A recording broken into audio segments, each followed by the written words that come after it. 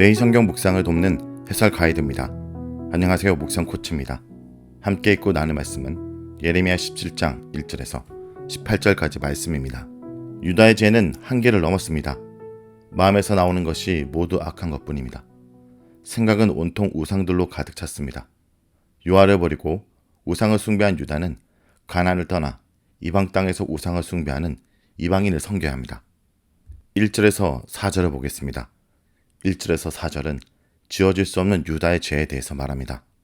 유다의 죄가 어떤 경우에도 지워지지 않게 초기 금강성으로 된 철필로 그들의 마음판과 그들의 제단불에 깊이 새겨졌습니다. 여호와의 말씀이 새겨져야 할 마음에 죄악이 기록됐습니다. 히브리인들에게 마음은 사고하고 계획하고 판단하는 신체 기관입니다. 부패한 마음에서 나올 수 있는 것은 죄뿐입니다. 범죄가 하나의 가능성이 아니라 본성에 따른 필연이 되었습니다. 제단불은 특히 속죄 제물에 피를 바르는 것으로 대제사장은 1년에 한 번 수송아지 피와 염소의 피를 가져다가 제단 기퉁이 뿔들에 바르고 또 손가락으로 피를 그 위에 7번 뿌려 제단을 성결하게 합니다. 제단불이 속죄의 기능을 상실하기에 만판에 새긴 유다의 죄를 속할 수 있는 길도 완전히 사라집니다. 제단불에 새겨진 유다의 죄는 다른 한편으로 죄적 경건에 대한 고발이기도 합니다. 유다는 죄에서 떠나는 대신에 속죄제의 피를 제단의 뿔에 발랐습니다. 죄를 지을수록 점점 더 제단뿔은 짐승의 피로 얼룩졌습니다. 피로 더럽혀진 제단뿔은 유다의 죄가 얼마나 심각한지를 보여주는 증거가 됩니다. 만판에 새겨진 유다의 죄는 풍년제의 우상숭배였습니다. 여호와를 기억해야 할 유다 사람들이 높은 언덕 위에 푸른 나무 곁에 있는 그 제단들과 아세라들을 기억했습니다. 다시 말해 가나안의 풍요제에 깊이 연루되었습니다.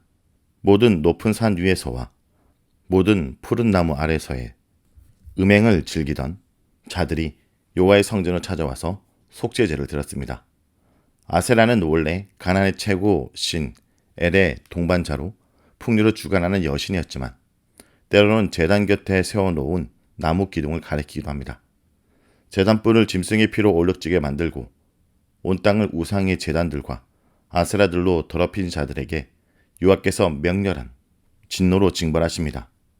여호와께서 유다의 모든 재산과 보물을 적군에게 그들의 전리품으로 내어주십니다.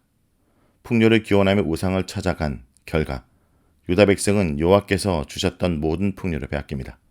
우상의 제단을 쌓았던 산당들도 침략자들에 의해 짓밟힙니다. 산당의 유리는 우상의 실체가 헛것임을 증언합니다. 유다가 여호와에게서 등을 돌리게 만든 풍요제의 우상들은 우상 숭배자들은 물론 자신들도 지키지 못합니다. 미운 물건의 시체인 우상 숭배하는 자는 우상처럼 시체가 됩니다.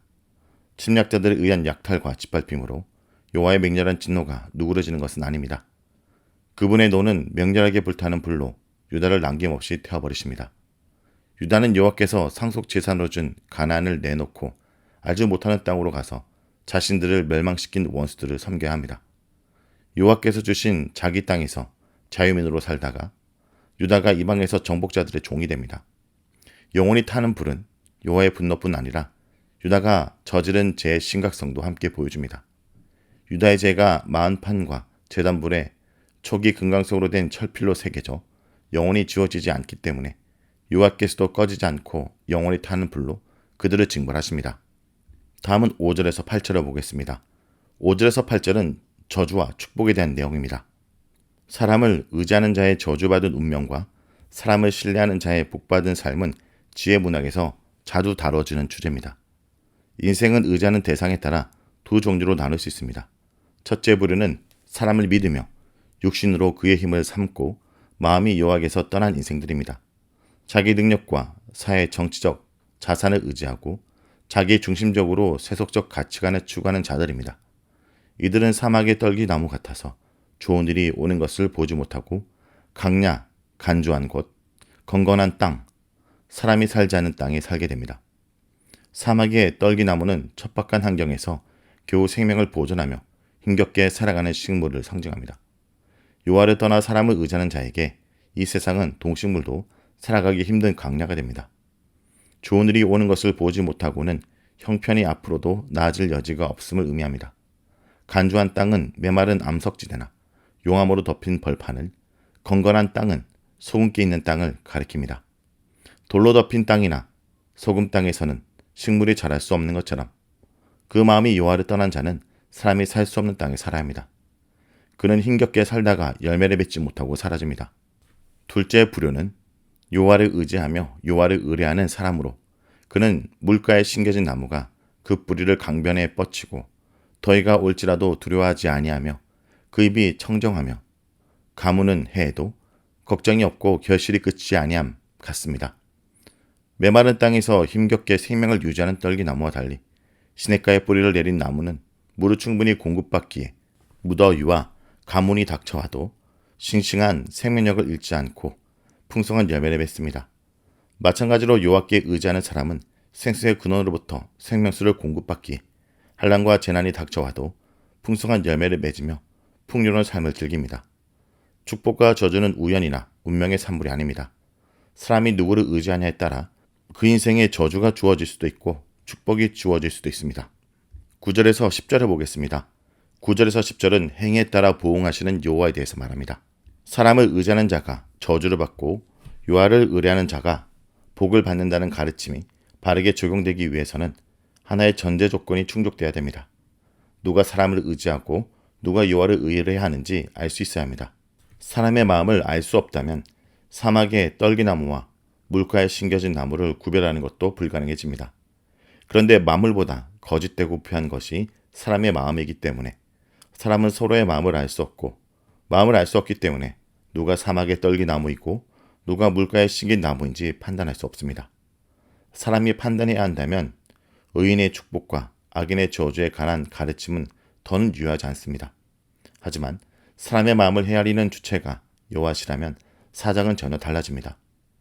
은밀한 곳까지 들여다보시는 분께서 최종 판단자이시기 때문에, 곧 의로우신 재판관 여호와께서 주신 말씀이기 때문에 이 가르침은 언제나 유효합니다.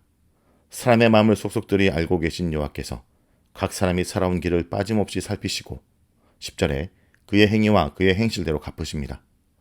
악인의 승리와 번성은 일시적인 현상에 불과합니다.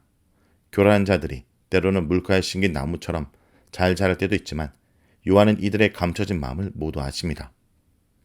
다른 새의 알을 훔쳐서 부화시킨다는 속설이 있는 자고새의 비유를 들어 재물을 탐하는 부자의 어리석음을 고발합니다. 부활하는 다른 새가 때가 되면 품어준 자고새를 떠나가는 것처럼 불의한 방법으로 긁어모은 재산도 마찬가지입니다.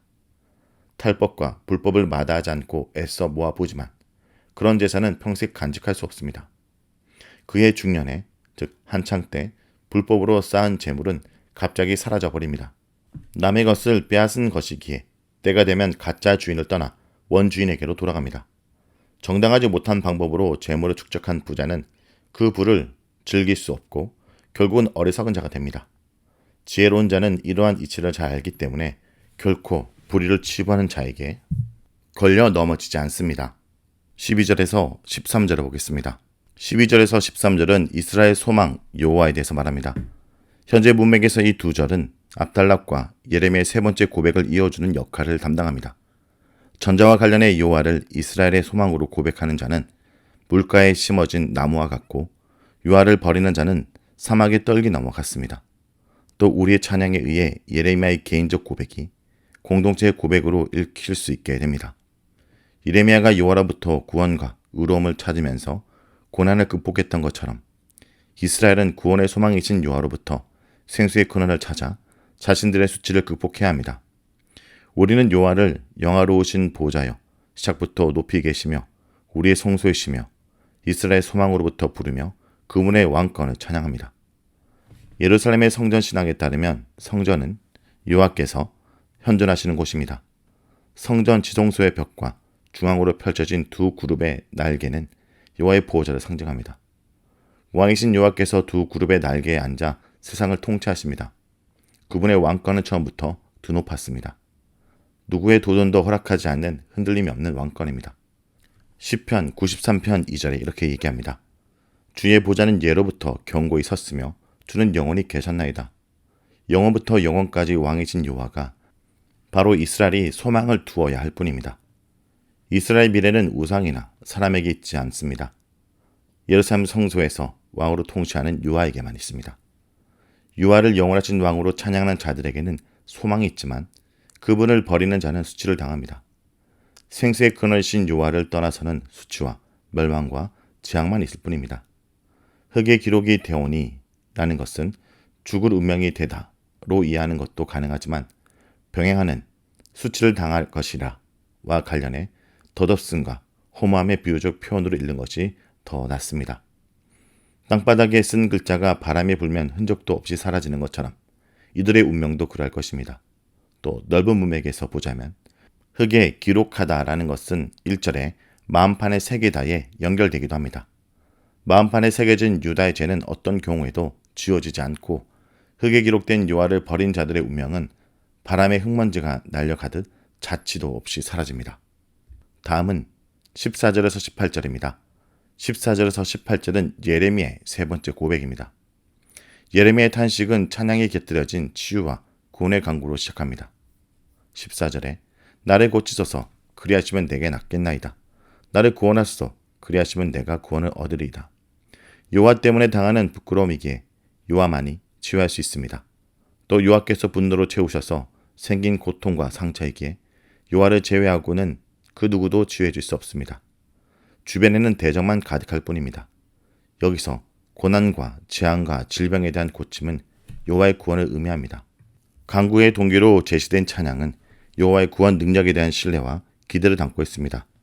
찬양을 받으시는 분만이 백성을 구원하실 수 있고 구원하신 분만이 백성의 찬양을 받으십니다.